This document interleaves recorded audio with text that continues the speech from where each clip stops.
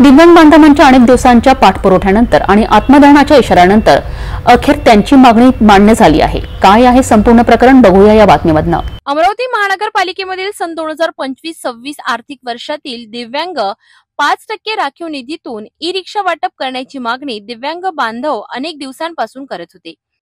या मागणीसाठी त्यांनी महानगरपालिकेत वारंवार पाठपुरावा केला, मात्र त्यांच्या मागण्या पूर्ण झाल्या नाहीत। त्यामुळे हताश झालेल्या दिव्यांग बांधवांनी अखेर सोमवारी प्रशासनाला आत्मदहनाचा इशारा दिला होता। या पार्श्वभूमीवर महानगरपालिकेत मोठ्या प्रमाणात पोलीस बंदोबस्त तैनात करण्यात आला होता।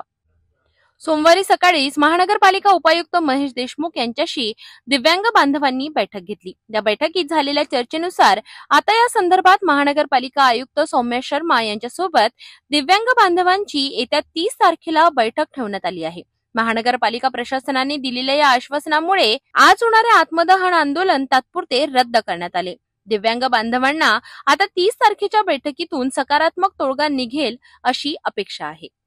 आपने आत्मदहन का इशारा दिया था आज मनपा को, क्या विषय था? आज हमने अपंग जनता दल सामाजिक संगठन शहर अमरावती के वती से अमरावती महानगर पालिका में जो अपंग 5% निधि रहता उसमें से दिव्यांगों को ई रिक्शा वाटप करने का करो, इस विषय में हमने आज महानगर पालिका आयुक्त को निवेदन दिया और उसी विषय में हमारी 30 तारीख को 30/7/2025 को उपायुक्त के साथ मीटिंग रखी गई। उसमें आगे की चर्चा होंगी। उन्होंने अभी लेखी लेटर दिया हमको मीटिंग का, इस वजह से हमने आज का आंदोलन जो है हमारा वो तात्पुरता स्थगित कर दिए।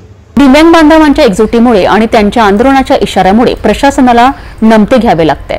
आता 30 तारखेच्या बैठकीत काय निर्णय होतो हे पाहणे महत्त्वाचे ठरेल आहे।